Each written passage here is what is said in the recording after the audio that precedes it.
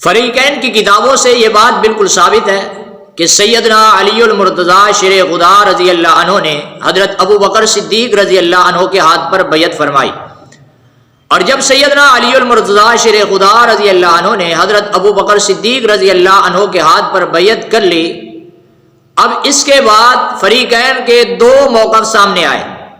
اور دونوں موقف ہم آپ کے سامنے پیش کریں گے، اور ہر آدمی ان دونوں موقف کی تحقیق کر کے فیصلہ کر سکتا ہے کہ مسلمان کون ہے، صحابہ اور اہل بیت کا حقدار کون ہے اور ان کا دشمن کون ہے، اور گستاخ کون ہے، اور صحابہ اور اہل بیت کی توہین کرنے والا شخص کون ہے۔ اس بات سے تو کوئی بھی انکار نہیں کر سکتا کہ سیدنا علی المرتضیٰ شیر خدا رضی اللہ عنہ نے حضرت ابو بکر صدیق رضی اللہ عنہ کے ہاتھ پر بیعت نہیں کی، اس لیے کہ فریق مخالف کی معتبر کتاب اصول کافی جلد نمبر 8 صفحہ نمبر 296 پر باب موجود ہے، باب سبب کتمان امیر المؤمنین امرہ، کہ امیر المومنین نے اپنے معاملے کو خود چھپا لیا اور حضرت ابو بکر صدیق رضی اللہ عنہ کے ہاتھ پر بیعت کر لی۔ اور اسی طریقے سے امت مسلمہ کی معتبر کتاب الصحیح البخاری میں بھی موجود ہے کہ سیدنا علی المرتضیٰ شیر خدا رضی اللہ عنہ نے حضرت ابو بکر صدیق رضی اللہ عنہ کے ہاتھ پر بیعت کر لی۔ اور فریق مخالف کی بڑی کتاب اصول کافی سے لے کر چھوٹی کتاب تک ہر کتاب میں یہ بات موجود ہے کہ حضرت علی المرتضیٰ شیر خدا رضی اللہ عنہ نے حضرت ابو بکر صدیق رضی اللہ عنہ کے ہاتھ پر بیعت کر لی ہے، لیکن بیعت فریقین تسلیم کرتے ہیں، لیکن دونوں کا موقف جدا جدا ہے۔ امت مسلمہ کا موقف جدا ہے اور فریق مخالف کا موقف جدا ہے۔ جب اہل بیت نے حضرت علی المرتضیٰ نے حضرت ابو بکر کے ہاتھ پر بیعت کر لی تو فریق مخالف کا موقف یہ ہے کہ حضرت علی المرتضیٰ رضی اللہ عنہ نے اپنی بات کو اپنے دل میں چھپایا، اپنی خلافت کو دل میں چھپایا، اور حضرت ابو بکر صدیق رضی اللہ عنہ کو نعوذ باللہ من ذالک نقل کفر نباشت کافر تسلیم کرتے ہوئے ایک کافر کے ہاتھ پر حضرت علی نے بیعت کر لی۔ اور حضرت علی کے دل میں یہ بات نہیں تھی، ظاہری طور پر انہوں نے منافقانہ رویہ اختیار کرتے ہوئے، تکیہ کرتے ہوئے کافر کو اپنا امام تسلیم کر لیا، اور حضرت علی رضی اللہ عنہ نے اپنی پوری زندگی اسی طریقے سے گزاری کہ حضرت علی المرتضیٰ ان کے ساتھ رہے اور ان کی بیعت کو قائم رکھا، ان کی بیعت کو توڑا نہیں ہے، اور ہمیشہ ان کا ساتھ دیتے رہے، اپنی زندگی اس طرح گزاری۔ اور حضرت علی المرتضیٰ رضی اللہ عنہ نے قرآن مجید لکھا، ان کے سامنے پیش کیا، انہوں نے قبول نہ کیا، حضرت علی المرتضیٰ نے لکھ کر چھپا دیا اور ہمیشہ چھپائے رکھا، اور ابھی تک وہ قرآن غائب ہے۔ حضرت علی المرتضیٰ نے اس طریقے سے رویہ اختیار کیا کہ ان کا ظاہر اور تھا، ان کا باطن اور تھا، یعنی ظاہری طور پر پوری زندگی وہ کفر کرتے رہے اور کفر کی حالت میں انہوں نے ساری زندگی گزاری، اور ان کا باطن اندر ایمان تھا اور اپنے ایمان کو انہوں نے ہمیشہ چھپائے رکھا، یعنی ان کا ایمان اس قدر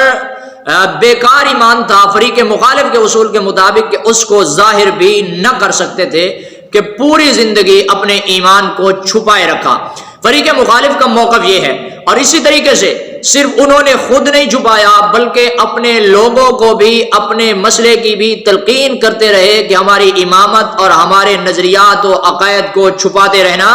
اور اگر کوئی ہمارے نظریات و عقائد کو ظاہر کرے گا تو وہ ذلیل و رسوا ہو جائے گا، اور اگر کوئی چھپا دے گا تو وہ ہمیشہ عزت کے ساتھ رہے گا۔ یعنی انہوں نے خود بھی چھپایا اور اپنے متبعین کو بھی انہوں نے یہ تلقین کی کہ آپ بھی ہمارے نظریہ، عقائد اور ہماری باتوں کو چھپاتے رہنا، حتیٰ کہ اللہ کی کتاب قرآن کریم بھی انہوں نے چھپا دیا۔ فریق مخالف کا نظریہ اور عقیدہ یہ ہے کہ حضرت علی کا اندر اور تھا اور ظاہر اور تھا، اندر سے مومن تھے اور باہر سے کافر تھے،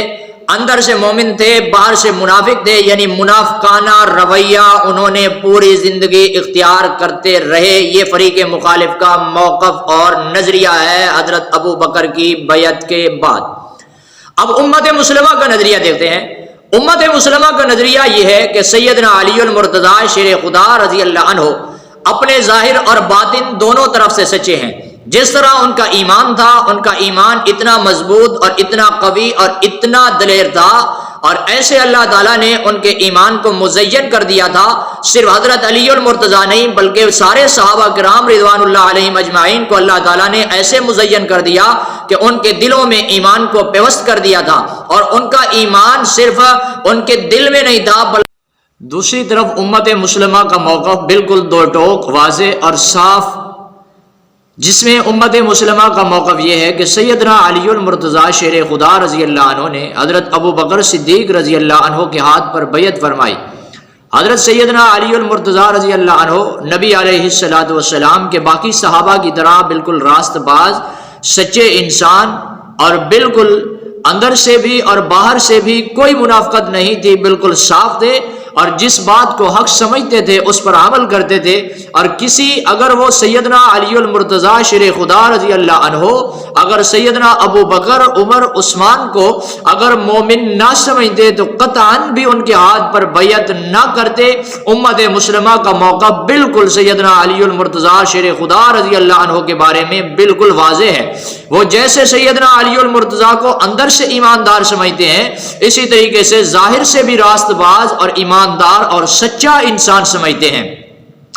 اور جو شخص سیدنا علی المرتضیٰ شیر خدا رضی اللہ عنہ کے بارے میں کہے کہ ان کا اندر اور تھا باہر اور تھا، انہوں نے پوری زندگی تقیہ کی حالت میں گزاری اور راست باز سچے انسان نہیں تھے، تو امت مسلمہ اس شخص کو صرف سیدنا علی المرتضیٰ شیر خدا رضی اللہ عنہ کے بارے میں نہیں بلکہ نبی علیہ السلام کے کسی صحابی کے بارے میں بھی اگر کوئی شخص ایسا موقف اپناتا ہے تو امت مسلمہ اسے کافر، اسلام سے خارج سمجھتی ہے، اور امت مسلمہ کا بچہ اس کو گلی میں، چوکوں میں، چوراہوں پر کافر کہتا ہے۔ تو فریق مخالف کے اصول اور امت مسلمہ کے اصول کو دیکھ کر اگر کوئی فیصلہ کرنا چاہے کہ فریق مخالف کو کافر کیوں کہا جاتا ہے تو یہ اپنے ائمہ کو بھی سچا نہیں سمجھتا اور اپنے ائمہ کی بھی توہین کرتا ہے،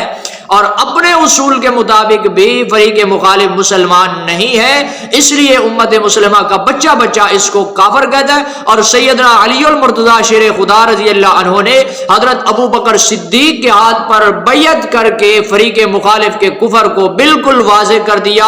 اور بتا دیا کہ اگر کوئی اس بیعت کا انکار کرے گا یا میرے بارے میں اس کے علاوہ نظریہ رکھے گا تو وہ کافر ہوگا۔ اور امت مسلمہ کے امام حضرت سیدنا ابو بکر صدیق جس طرح امت مسلمہ کے امام ہیں، اسی طرح سیدنا علی المرتضیٰ شیر خدا کے بھی امام ہیں، اور حضرت علی المرتضیٰ امت مسلمہ کا موقف ہے بالکل سچے انسان تھے۔